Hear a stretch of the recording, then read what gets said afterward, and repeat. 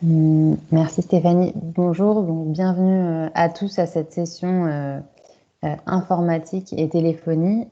Donc on va s'attacher aujourd'hui à travailler sur les outils méthodologiques donc pendant cette heure de réunion. Donc je vais commencer par un panorama des enjeux autour voilà, qu'est-ce que l'IT, qu'est-ce que le numérique, qu'est-ce que l'informatique, et puis quelles sont les actualités, notamment réglementaires, autour de cette question. Je vous présenterai ensuite les outils, toutes les guides qui existent et les ressources sur lesquelles vous pouvez vous appuyer, avec beaucoup d'actualités aussi là-dessus. Et puis ensuite, donc on vous présentera la grille méthodologique qu'on a développée à l'occasion du programme achat, qui permet de se poser un petit peu toutes les questions qu'il est nécessaire de se poser en termes d'achat circulaire et solidaire. Donc pour commencer, on va déjà se poser la question, voilà, le numérique aujourd'hui, on peut le définir comme tous les domaines et techniques employés pour le traitement automatique de l'information. Donc on parle à la fois de ce qui est matériel et de ce qui est immatériel. Donc à la fois les équipements, ordinateurs, tablettes, téléphones, serveurs, etc. Mais aussi tout ce qui est lié à l'usage de ces matériaux, de ce matériel, pardon, donc tout ce qui est logiciel, software, etc. Donc voilà, le numérique responsable, c'est cette démarche d'amélioration continue qui vise à améliorer notre empreinte écologique et sociale liée au numérique. Donc on parle aussi à la fois de Green IT, donc c'est-à-dire tout ce qui est réduction de l'empreinte environnementale, donc ce que je viens d'évoquer, mais aussi l'IT for Green, c'est-à-dire le numérique au service du développement durable. Donc voilà un petit peu pour les notions que vous pouvez retrouver aussi dans les guides, etc., que je vais vous présenter pour qu'on parle de la même chose. Ok, ouais. Donc pareil, donc les DEEE, donc c'est les déchets d'équipements électriques et électroniques. Donc c'est tout ce qui vient donc à la fin de l'usage de notre appareil, tous les équipements qui fonctionnaient sur secteur ou avec des piles et batteries qui sont devenus hors d'usage. Voilà, donc c'est notamment, ce sont ces équipements-là qui se retrouvent dans la filière REP. Là, je vous aborde un petit peu toutes les notions pour que vous les ayez à l'esprit. Donc, il existe une filière REP pour les objets électriques et électroniques. Donc, une filière de responsabilité élargie du producteur depuis 2004. Et donc, les producteurs sont responsables des déchets issus de leurs produits. Et donc, ils doivent prendre en charge la gestion de ces produits. Ils peuvent le faire soit de manière opérationnelle, donc prendre en charge eux-mêmes la gestion du produit, ou déléguer cette responsabilité à un éco-organisme, donc ils payent une éco-contribution. Et là-dessus, on a des éco-organismes qui sont agréés par l'État pour gérer ces équipements électriques et électroniques. Et donc, vous connaissez peut-être voilà, écosystème écologique, Soren, donc pour les panneaux photovoltaïques, mais également Screlec et Corepil pour les piles et batteries. C'est important de le mentionner parce que voilà, c'est un des partenaires que vous pouvez ensuite solliciter pour la gestion de vos équipements électriques et électroniques.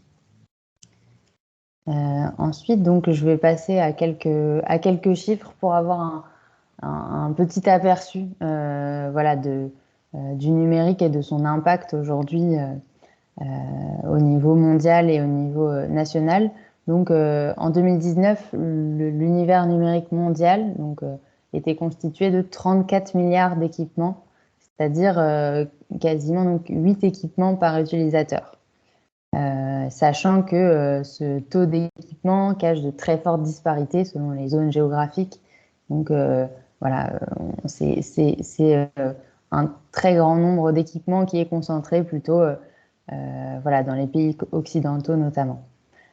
Donc en plus, cet univers numérique est en pleine expansion, donc on a une tendance à l'accumulation et donc il est estimé que on aura jusqu'à 48 milliards d'équipements qui seront en circulation en 2025. Donc en termes de volume, c'est énorme, mais ça a aussi des impacts. Donc pour avoir des ordres de grandeur, je vous ai mis des chiffres, mais c'est sûr que c'est plus visuel quand on a voilà, des proportions ou des comparatifs avec des équivalents. Donc par exemple, ça représente 4%, quasiment 4% des émissions de gaz à effet de serre. C'est autant que l'aviation civile. Même si voilà, on n'a pas forcément à l'esprit, on parle de dématérialisation, ça a un impact quand même très matériel en termes de gaz à effet de serre, de consommation d'énergie et de ressources. Donc ça représente également une part importante de la consommation énergétique primaire, de la consommation d'électricité, mais aussi de la consommation d'eau. Voilà, et donc vous avez quelques équivalents sur la slide. L'eau est nécessaire à la production de ces équipements et voilà, il y a de gros volumes d'eau qui sont nécessaires tant à la production qu'au refroidissement, etc. Donc, c'est des impacts qui sont cachés et qui sont inconnus du grand public. Ensuite, voilà, donc vous avez un peu ce cycle de vie. Je vous ai pris pour l'ordinateur. Donc pour un ordinateur, donc l'extraction des matières jusqu'à la fin de vie, on passe par la fabrication, mais aussi le transport, la distribution, l'utilisation, donc tout ce qui est lié à l'usage est également très important en termes d'impact et on en reparlera. Et puis ensuite, on a tout ce qui est valorisation avant la mise en décharge, qui est la dernière solution. Et on reparlera de cette hiérarchie de traitement des déchets, notamment à travers notre grille méthodologique. Donc, dans tout ce cycle de vie, il faut mobiliser de 50 à 350 fois le poids en matière de l'équipement. Donc, par exemple, 600 kg pour un ordinateur portable de 2 kg. Par ailleurs, le poids carbone également d'un ordinateur de 2 kg est de 156 kg équivalent CO2 durant tout son cycle de vie. Et il faut savoir voilà, que vous voyez que sur ces 156 kg, plus de 100 sont générés pour la seule fabrication. Donc c'est vraiment des impacts qui sont cachés.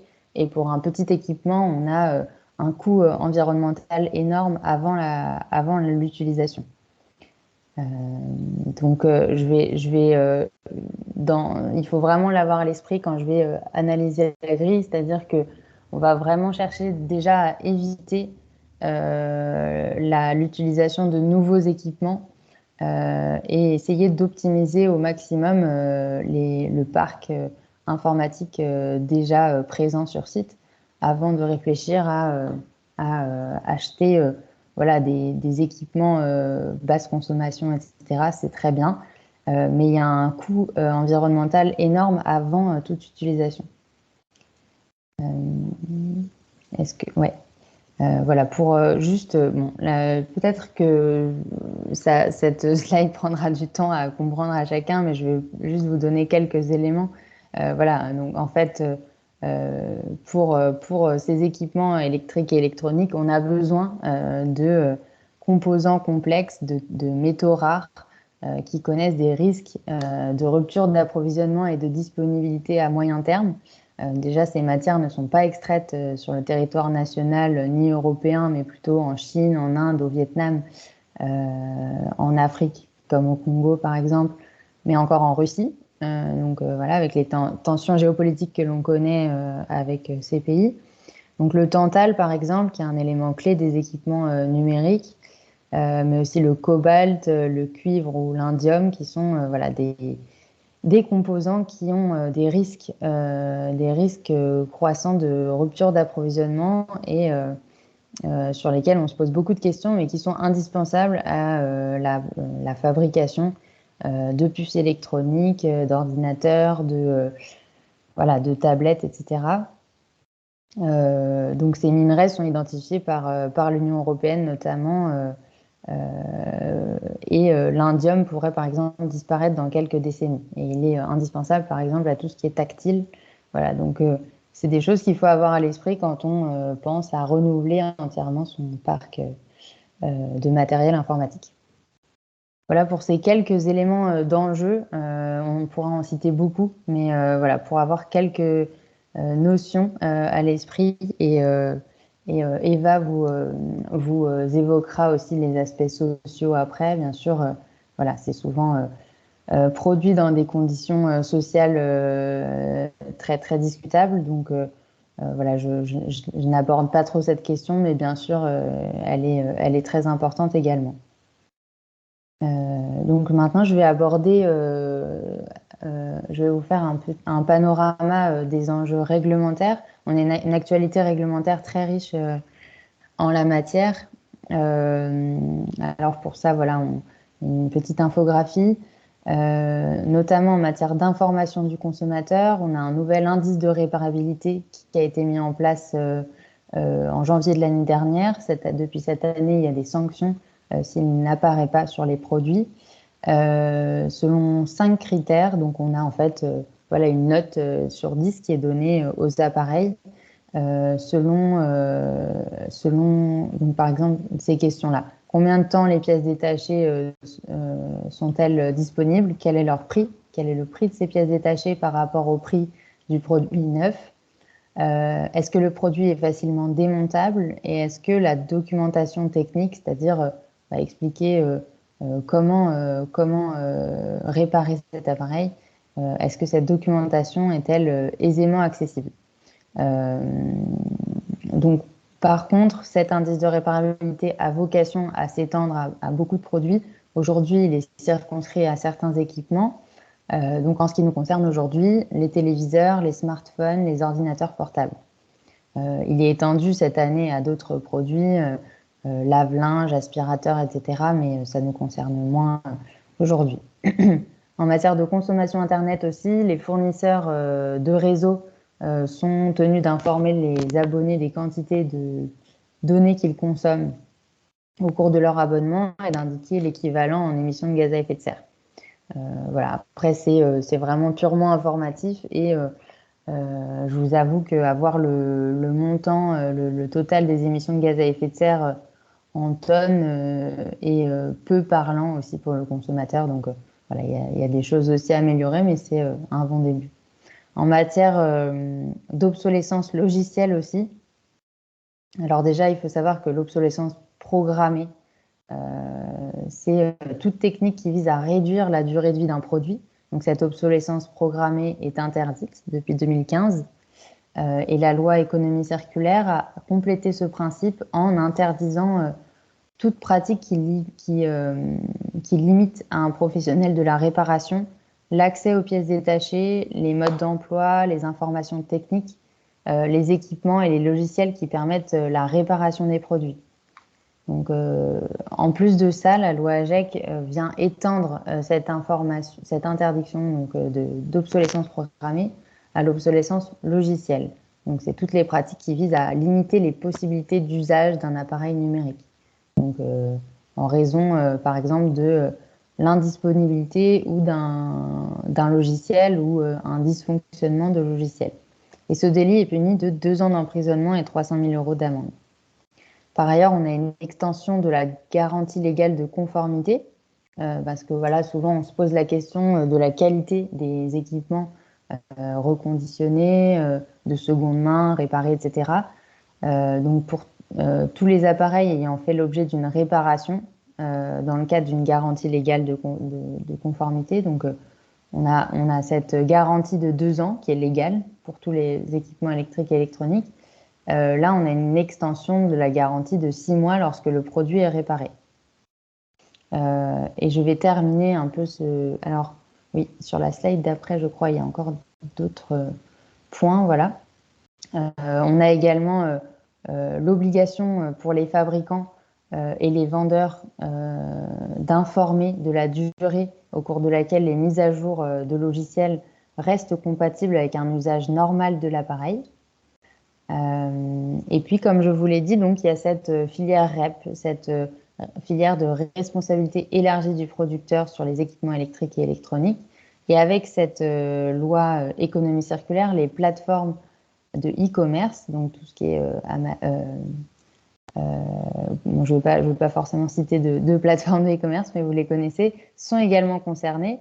Et on a aussi un bonus-malus qui existe sur les produits en fonction de certains critères environnementaux, donc notamment l'incorporation de matières recyclées, la présence de substances dangereuses, leur recyclabilité ou encore l'indice de réparabilité que je viens d'évoquer.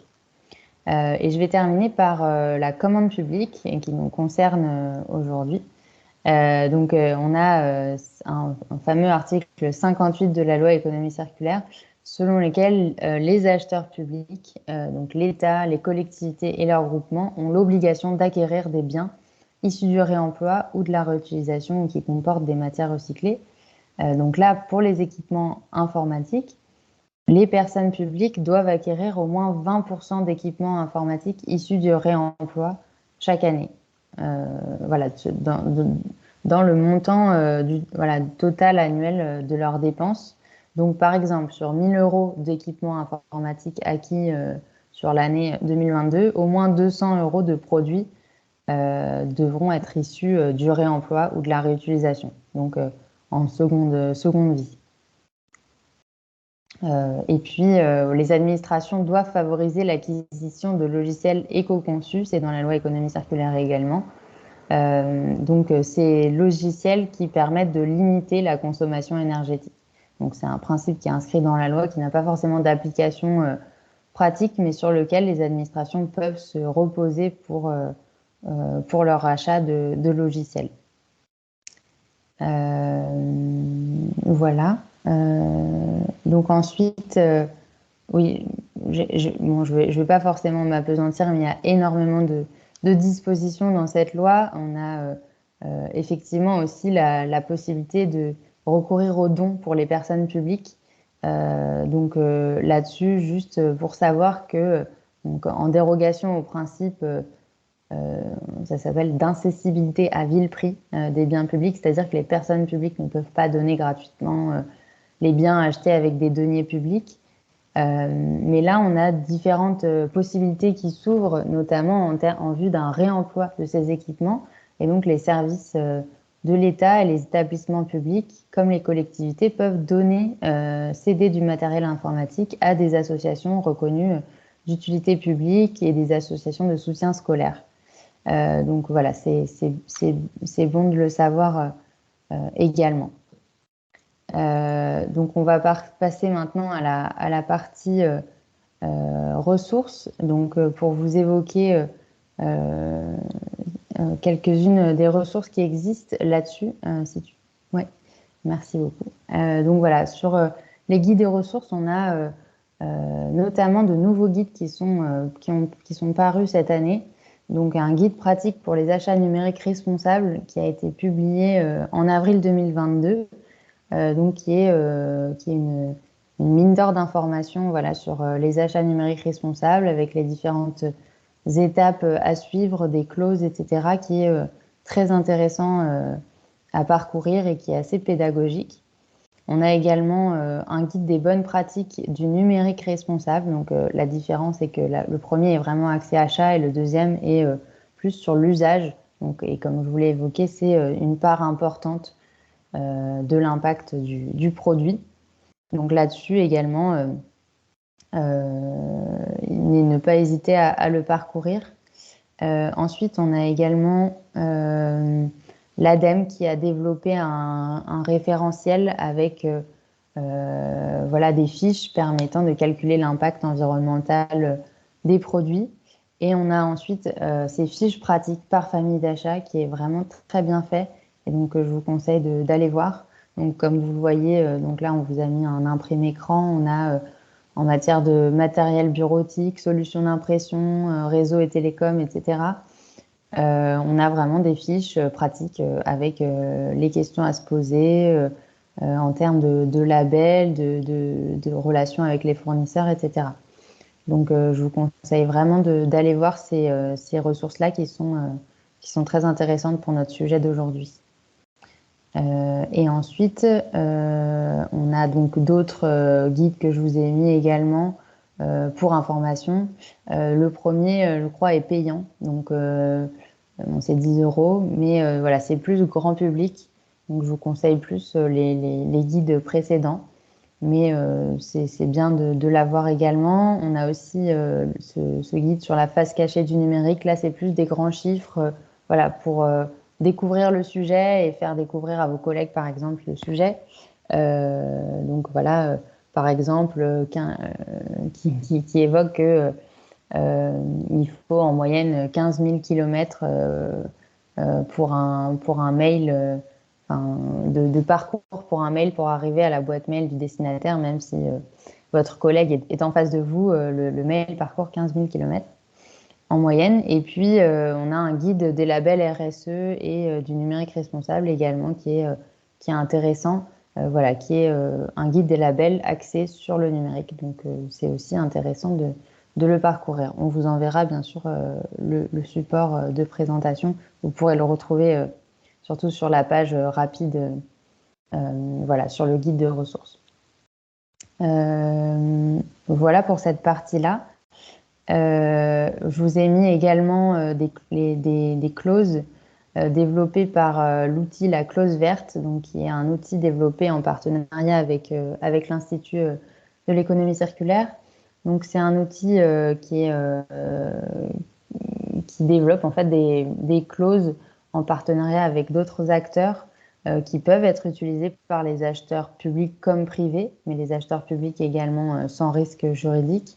Donc voilà, là il y a des clauses sur notamment la capacité de réparation des pièces électroniques, sur les ordinateurs de bureau et leurs blocs d'alimentation interne, et puis aussi sur l'utilisation de matériaux en plastique des imprimantes pour réduire voilà, le plastique dans les imprimantes acquises par l'organisation. Voilà un petit peu pour ce panorama des guides et ressources. Je vais passer maintenant à la partie grille méthodologique. Donc, je vais vous représenter un peu cet outil-là qui est vraiment utile pour tout achat, tout segment d'achat, toute famille d'achat, qui peut être utilisé pour vous, mais aussi pour votre équipe, vos collègues, pour essayer de sensibiliser et se faire poser toutes les questions utiles en vue de faire un achat circulaire et solidaire. Donc vraiment, on reprend toutes les questions à se poser en fonction de, voilà, très bien, de notamment de ces 7 piliers de l'ADEME pour l'économie circulaire et également les questions à se poser en matière d'économie sociale et solidaire, plutôt sur les aspects sociaux. Voilà, donc de l'extraction des ressources à la fin de vie du produit. Donc quand on va sur la slide suivante, on peut voir effectivement voilà, l'architecture de cette grille. Donc on a le côté offre des acteurs économiques, demande, donc le côté achat, et puis la gestion des déchets, et puis l'aspect solidaire de l'achat. Donc on a voilà, on décortique tant le produit en tant que tel que l'usage qui en est fait, l'allongement de sa durée de vie, puis la gestion de son déchet, et puis voilà, de manière connexe, tous les enjeux sociaux à prendre en compte. Voilà un petit peu pour cette architecture. Alors je vais vous présenter maintenant la grille en tant que telle pour notre sujet d'aujourd'hui. Avant de passer la parole à Eva sur les enjeux d'ESS, alors je vais juste prendre une petite seconde pour vous projeter la grille ici. Ça mouline un peu, mais ça va venir. Hop. Voilà.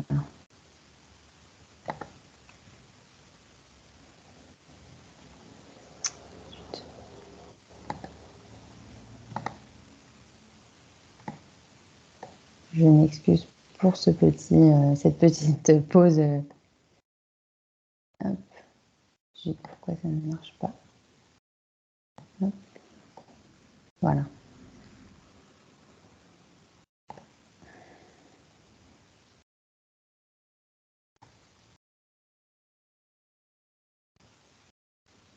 Est-ce que vous voyez mon écran là? Non, pas encore. D'accord. Ça va venir.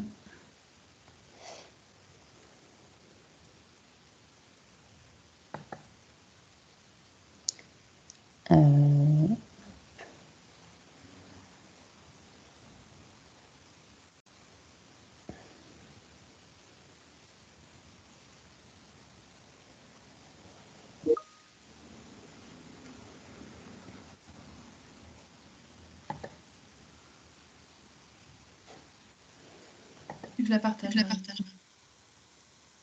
Alors, je crois que là, ça va arriver, mais si ça ne marche pas, je veux bien.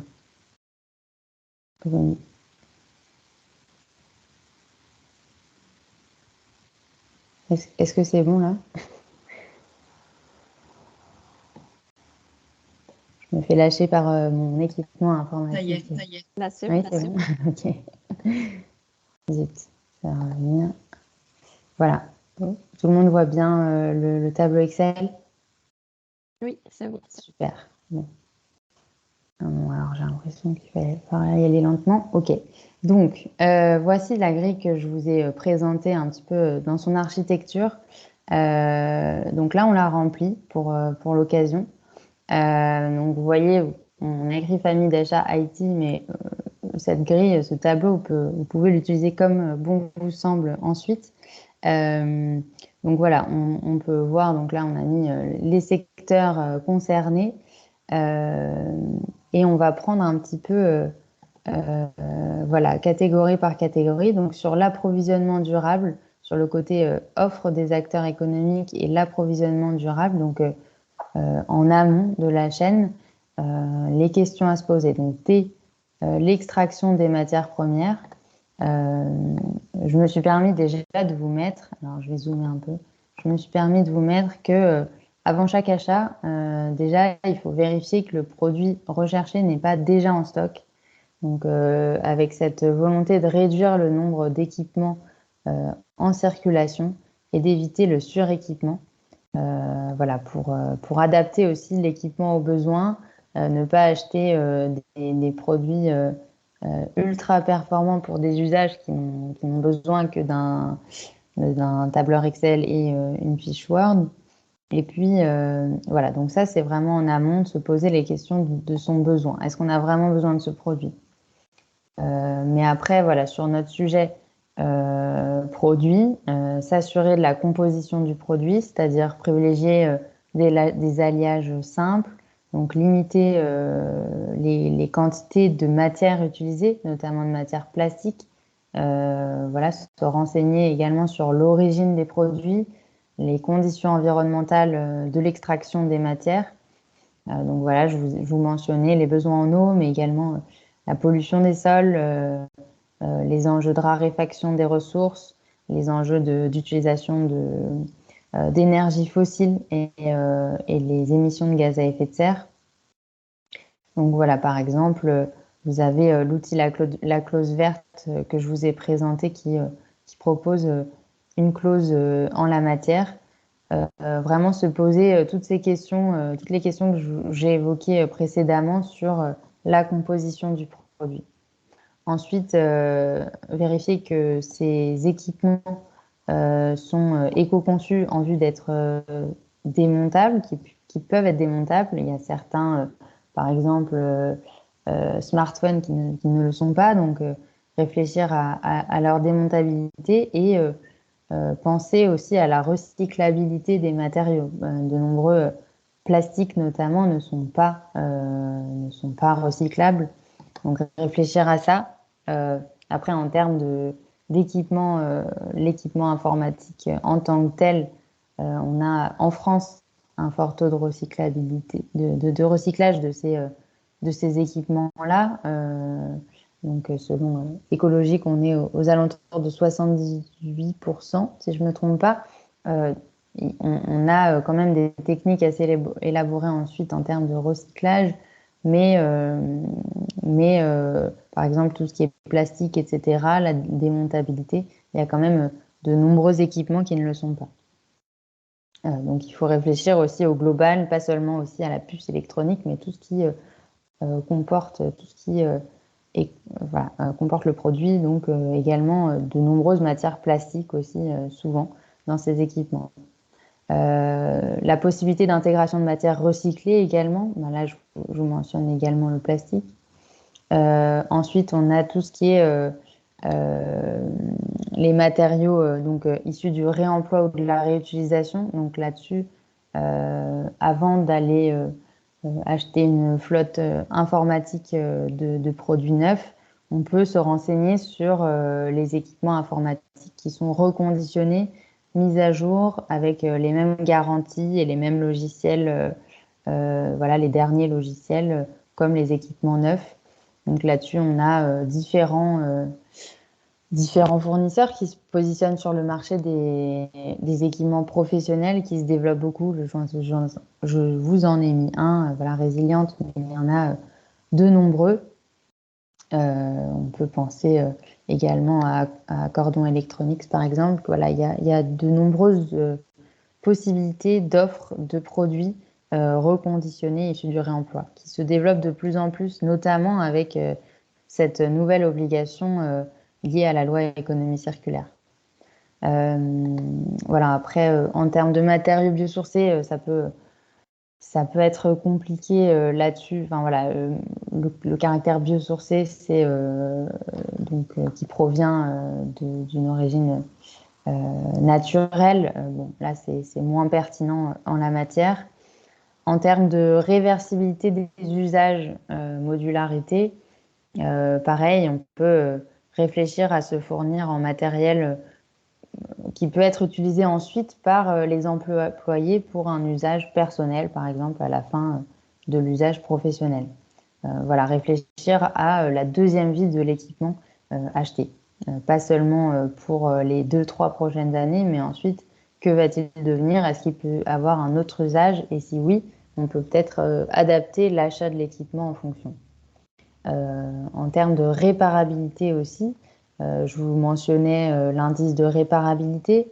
On a également, voilà, on peut réfléchir à privilégier des matériels qui sont peu complexes, des équipements qui sont démontables, avec des garanties longues de disponibilité des pièces détachées. Voilà, je vous ai remis la clause verte également là-dessus, qui propose une clause sur les capacités de réparation. Après, il y a des choses qui sont un peu moins pertinentes pour notre cas aujourd'hui, mais la grille permet de se poser des questions pour tous les segments d'achat. Mais voilà, en termes d'émissions de gaz à effet de serre dans le processus de production, en matière de consommation en eau, en matière de consommation en espèces naturelles, agricoles et de ressources naturelles, il y a des choses qui existent. Après, voilà. Ça peut ne pas être. Il y a beaucoup de questions à se poser. C'est pas forcément celles sur lesquelles on aura le plus d'informations pour notre achat. Mais c'est bien de se poser toutes les questions. Voilà, on peut avoir des bilans carbone, des coûts carbone fournis par l'entreprise. C'est des questions qui sont un peu moins évidentes en matière de traçabilité, étant donné que c'est des équipements assez complexes et qui proviennent souvent de loin. Néanmoins, voilà, c'est bien de se poser toutes les questions en matière de consommation énergétique dans le processus de production également. Donc là-dessus, je vous ai remis effectivement l'obligation de la loi AGEC de recourir à des logiciels éco-conçus. Et puis, voilà, toujours les questions à se poser en termes de bilan carbone et de coût carbone. En matière de transport également, donc ça c'est plutôt à jouer sur la provenance du matériel informatique, et puis de privilégier des modes de transport moins émetteurs de gaz à effet de serre, donc le bateau, le transport ferroviaire, et puis ensuite, donc, plus intéressant là pour notre cas, de privilégier l'usage à la possession. C'est-à-dire d'acheter plutôt le service informatique plutôt que le bien. Donc, ça s'appelle l'économie de fonctionnalité. Donc, opter plutôt pour la location d'équipements où le fournisseur reste propriétaire de son équipement. Il est responsable de sa maintenance, de sa réparation, de la gestion de la fin de vie, de son remplacement, de la mise à jour aussi des logiciels. Donc, ça peut être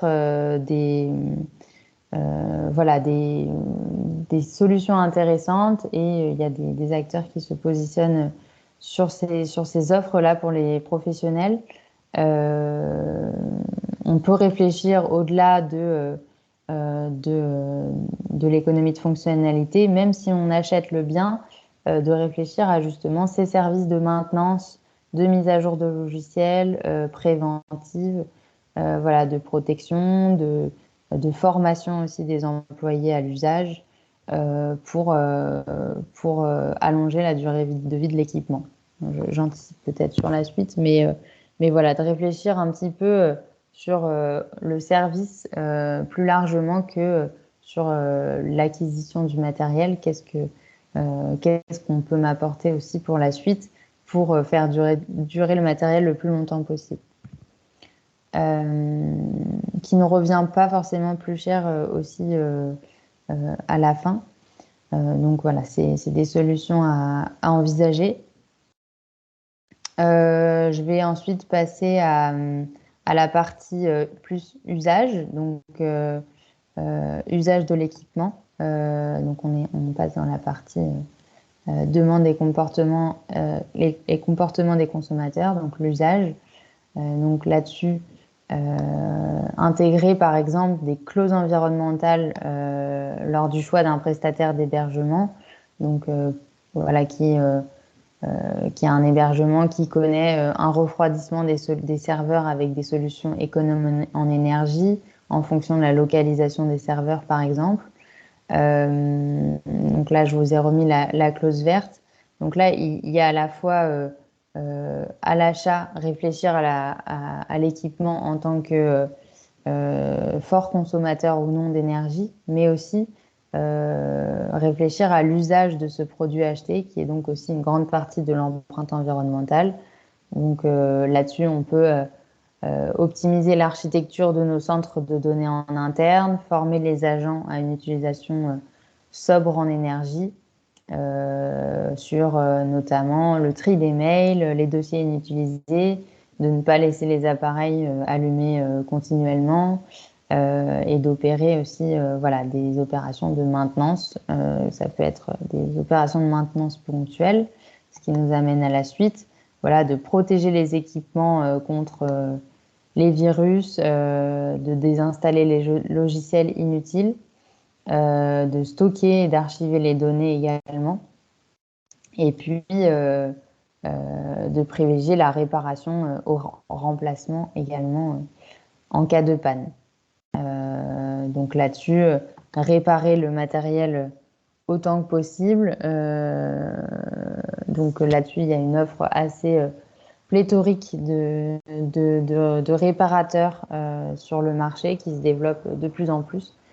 De choisir également des produits avec une longue durée de vie, une longue durée d'usage, donc une garantie longue, donc plus de 5 ans. Et puis, voilà, comme je vous ai dit, de prendre en compte la réparation dans les contrats de maintenance, par exemple, ou dans le contrat initial d'achat. En matière de réemploi, donc le réemploi, c'est voilà, donner une seconde vie à l'équipement. Donc déjà acheter des équipements, ces équipements reconditionnés issus du réemploi. Je vous ai remis l'obligation de la loi AGEC d'acquérir 20% de produits électroniques issus du réemploi. Mais aussi voilà, mettre ces équipements non utilisés chez des reconditionneurs en fin de vie, chez des revendeurs pour un réemploi futur. Donc en termes de réutilisation, bon là les deux se rejoignent beaucoup, réemploi et réutilisation. On peut faire la distinction, mais je ne vais pas rentrer dans le détail. Réutilisation, c'est quand on considère le bien comme un déchet, voilà, qui n'est plus utilisables et puis voilà, qu'ils passent par un statut de déchet pour un usage différent de celui qu'il avait initialement. Bon, là, par exemple, je vous ai mis le don de ces produits les moins endommagés pour d'autres usages, par exemple des jeux d'enfants, voilà, initiation à l'informatique dans des associations. Voilà. Mais bon, la distinction est quand même ténue sur ces équipements-là. Donc là, je parlais de la réutilisation en externe, donc en externe à l'organisation, en interne, donc au sein de votre organisation. Là-dessus aussi, on peut réutiliser, réaffecter des biens qui sont utilisés qui ne sont plus utilisés justement à un service, dans un service pour être utilisés dans un autre. Donc réfléchir la gestion du parc des équipements de manière globale dans l'organisation, donc qui passe par un inventaire de ces équipements, de ces logiciels, et prévoir des échanges entre les différents services d'une structure. Je vous parlais de résiliente tout à l'heure, c'est pas forcément pour faire une publicité pour cette organisation, mais voilà, notamment quand je vous parlais d'économie de fonctionnalité, ils réfléchissent à la fois, donc ils ont une offre d'équipements reconditionnés, mais ils peuvent aussi prendre en charge cette gestion optimisée du parc informatique d'une organisation, réaffecter les matériels, les matériels informatiques, et puis s'occuper de la mise à jour et de la maintenance préventive. Je vous cite celui-là pour vous montrer que ça existe. Il y a d'autres organisations qui le font. On a également des possibilités de recyclage des produits et des biens. Donc, par exemple, le fait de faire appel à un éco-organisme pour la gestion de ces déchets. Donc là-dessus, on a écosystème et écologique qui sont les deux éco-organismes sur la gestion des déchets électriques et électroniques. Voilà. Et pour terminer, il faut penser aux dons qui entrent aussi dans toute l'actualité aujourd'hui. Sur l'interdiction de la destruction des invendus, donc qui s'applique moins là aux acheteurs, qui s'applique aux fabricants et aux distributeurs, mais on incite beaucoup aux dons de produits divers et notamment électriques et électroniques. Là-dessus, je vous ai mis par exemple, donc il y a le label Emmaüs qui a tout un catalogue d'équipements reconditionnés, donc les dons sont possibles et l'achat également. La fédération Envie également. Et puis, il y a beaucoup d'autres aussi systèmes de collecte solidaire, de réseaux locaux de réparation et de réemploi.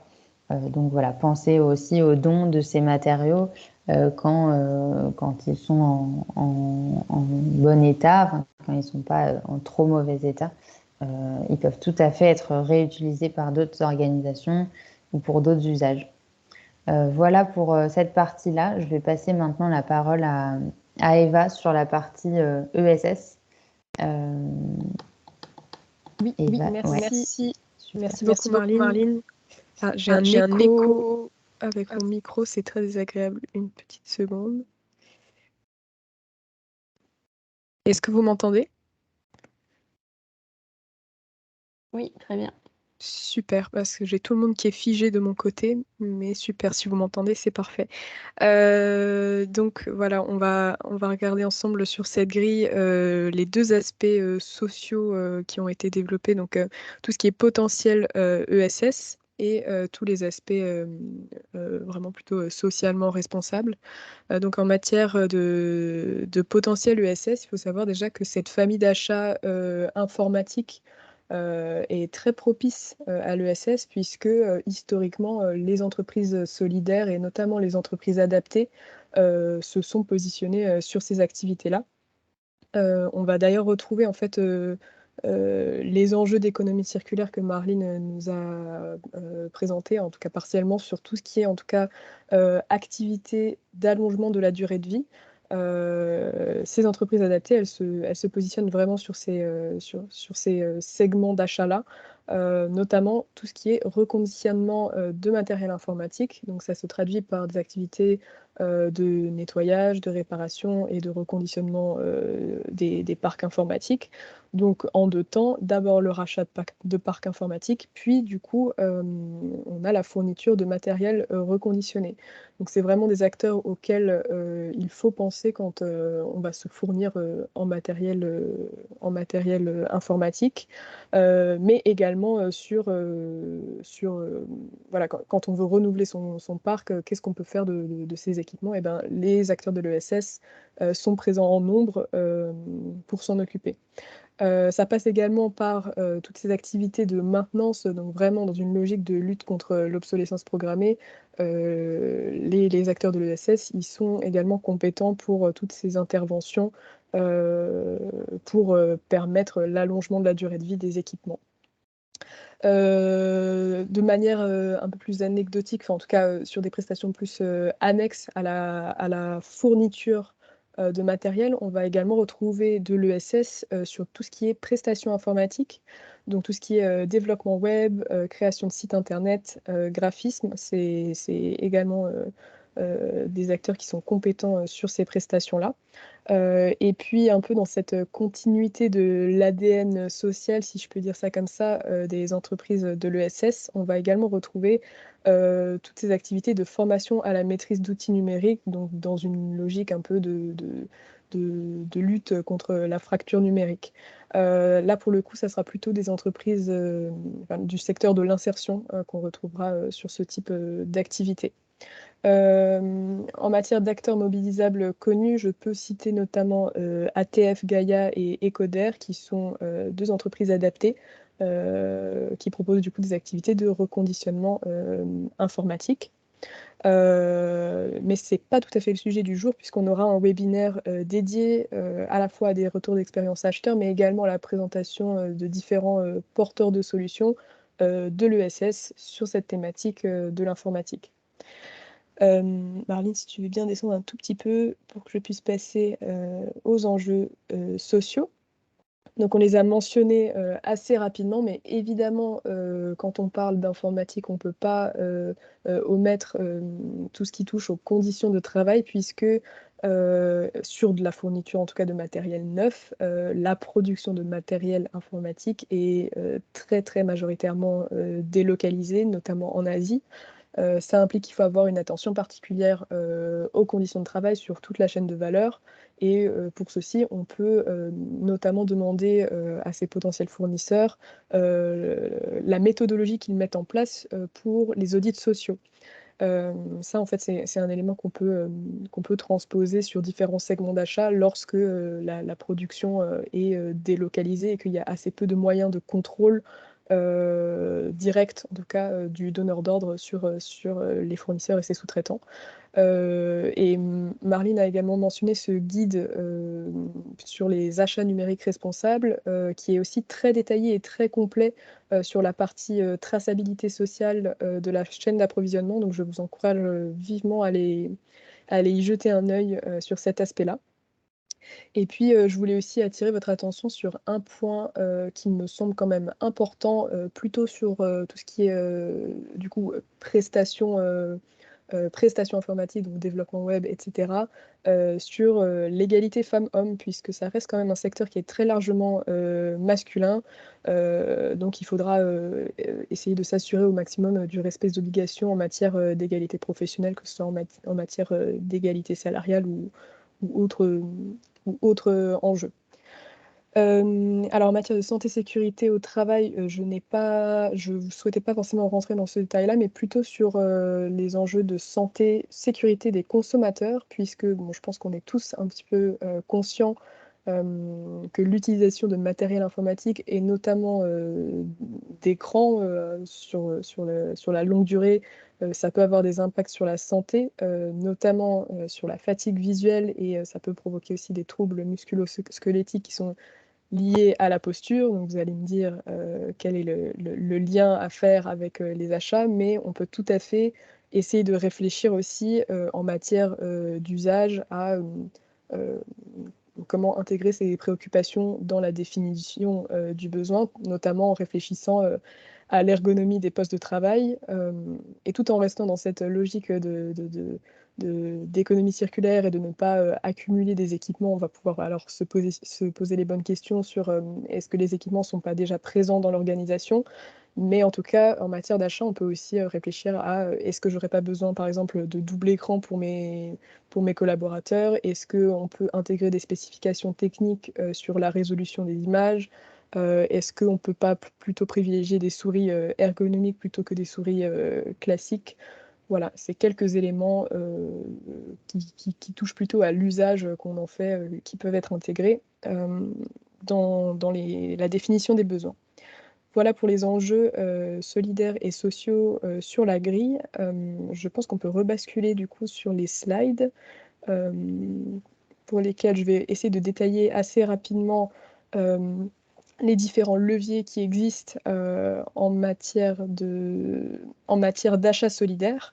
Alors les techniques d'achat solidaire, on revient toujours sur les mêmes éléments et je précise systématiquement que c'est toujours à mettre au regard d'un sourcing évidemment un petit peu plus poussé, un petit peu plus qualifié.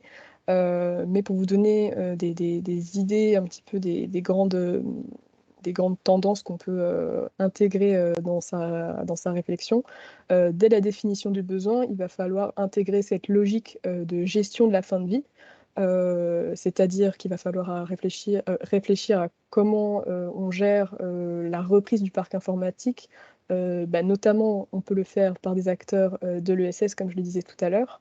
Et dans cette logique d'économie circulaire, est-ce qu'on n'est pas en capacité de se fournir avec du matériel reconditionné plutôt que du matériel neuf? Et est-ce qu'on ne peut pas aussi intégrer tout ce qui est prestations de maintenance et de réparation afin d'allonger au maximum la durée de vie des produits? Un petit point qui me paraît important de préciser sur le reconditionnement, autant les structures de l'ESS sont en capacité de répondre en nombre assez conséquent, bien sûr, toujours à mettre au regard du sourcing, mais ce qu'il faut savoir et ce qui est propre au reconditionnement, c'est que les flux de matériel reconditionné sont par nature irréguliers, donc il faudra plutôt s'accorder sur une configuration et non pas un modèle très spécifique d'ordinateur. Par exemple, je suis l'entreprise X, j'ai besoin de tant et tant d'ordinateurs et non pas d'un ordinateur Lenovo XT1. Voilà, on ne va pas forcément demander un modèle spécifique parce que c'est par essence des flux qui sont irréguliers. Donc on va plutôt tabler sur les caractéristiques techniques plutôt que des modèles. En matière de conditions d'exécution, il s'agit là de questionner si on peut ou non introduire une clause sociale d'insertion. Et évidemment, c'est tout à fait possible puisque c'est un secteur sur lequel l'économie sociale et solidaire est très présente, et notamment les entreprises adaptées, mais aussi les entreprises, les structures de l'insertion. Donc on va pouvoir imposer un taux relativement haut pour encourager la réponse des structures de l'ESS ou la co-traitance. En ce qui concerne les marchés réservés, encore une fois, c'est tout à fait possible, que ce soit pour les structures du handicap sur ces segments d'achat de fourniture de matériel reconditionné, mais ça va être également possible pour ces prestations un peu plus annexes sur voilà, le développement web, la création de sites internet. En matière d'allotissement, c'est de manière générale toujours un levier qui permet aux ESS de se positionner plus facilement. Il va falloir à ce moment-là réfléchir en matière de volume. Est-ce qu'on peut segmenter sur les différents sites à approvisionner? Mais est-ce que également on peut isoler toute cette partie de gestion de la fin de vie des produits? En ce qui concerne les marchés dont l'objet est l'insertion, c'est très technique et je ne vais pas rentrer dans ce détail-là parce que c'est assez peu recommandé. Par contre, sur les critères de sélection des offres, on va pouvoir avoir évidemment la mise en place d'un critère sur la performance en matière d'insertion. Donc, qu'est-ce qu'on fait? Quels sont les moyens qui sont mis en œuvre en fait pour répondre à cette clause sociale? Donc ça, c'est quelque chose qui va être assez facilement valorisable sur ce segment d'achat. Et puis, on pourra aussi valoriser la méthodologie qui est mise en place sur les audits fournisseurs. Donc là, c'est plus de l'achat solidaire, mais plus de l'achat socialement responsable, mais ça va pouvoir un peu enrichir cet aspect solidaire. Voilà pour les différents éléments de technique d'achat solidaire. Super. Bah, merci beaucoup Eva pour ces points sur les enjeux solidaires et de SS. Alors, je ne suis pas sûre qu'il y ait beaucoup de questions sur le fond. Comme le temps passe vite, peut-être qu'on va vous présenter les prochaines étapes pour que vous ayez à l'esprit les prochaines étapes. Eva, je te laisse Oui, présenter. Non, si Camille, tu peux revenir juste un peu en arrière sur les conseils minutes. oui. Voilà, vous présentez un petit peu ça et je vous présenterai le reste. Ça marche. Alors, on voulait vous représenter et vous rappeler rapidement les deux types de modules auxquels vous pouvez également avoir accès en tant qu'adhérent à l'INEC ou à l'OPSAR ou en tant que commune et territoire de la métropole du Grand Paris, puisque cette année, dans le cadre du programme achat, on a mis en place ce qu'on appelle des conseils minutes. Qui sont vraiment une permanence qui est dédiée à vos problématiques très spécifiques en matière d'achat circulaire et solidaire. Il s'agit en fait de créneaux de 30 minutes tous les vendredis entre 10h et 11h, auxquels moi-même et ma collègue Caroline, on va vous répondre sur des problématiques très spécifiques. Vous vous inscrivez via le lien Calendly et ça bloque de notre côté, dans notre agenda, un créneau de 30 minutes. Vous pouvez renseigner une petite description de la problématique que vous souhaitez aborder pour qu'on soit un petit peu préparé à l'avance. Et voilà, sur 30 minutes, on défriche la problématique en question avec la possibilité de replanifier des créneaux pour approfondir voilà, dans les semaines suivantes. C'est aussi l'occasion de mûrir un projet d'achat en vue des groupes de travail. Donc, Camille, tu peux mettre la slide suivante. Donc, les groupes de travail qui vont être du coup des sessions de 3 heures qui vont être réparties sur toute l'année avec des groupes de 3 à 6 personnes. Vraiment pour travailler en détail et en profondeur différents aspects d'un projet d'achat sur les différentes grandes étapes et comment on va pouvoir intégrer tous ces enjeux d'économie circulaire et de SS dans ces projets d'achat. Donc voilà pour les deux modules complémentaires d'approfondissement qu'on vous propose. Eva, je me permets juste de préciser un petit point sur les modalités d'inscription à ces groupes de travail. Ça se fait par email à mon attention stéphanie.morisset@métropolegrandparis.fr. C'est l'adresse qui vous a envoyé l'invitation de notre webinaire aujourd'hui. Merci Stéphanie pour ce complément et je vais terminer aussi en vous présentant les prochaines étapes des autres modules. Alors cette session, donc la session d'aujourd'hui sur l'informatique sera complétée d'une session le 10 mai sur des retours d'expérience et des bonnes pratiques en la matière. Donc voilà, des retours d'expérience concrets sur l'informatique responsable appliquée à l'achat. Et puis ensuite, on passera à la thématique suivante qui sera la thématique des emballages. Donc de la même manière, on aura une session méthodologique le 31 mai et puis une session retour d'expérience le 21 juin. Et il faut savoir que donc, pour ceux qui n'ont pas suivi la session textile qu'on a faite précédemment, vous pouvez aussi retrouver la vidéo voilà, sur la page rapide que vous a communiqué Stéphanie et qui est donc là aussi sur la slide. Voilà pour ces différents points. Ben, merci beaucoup d'avoir été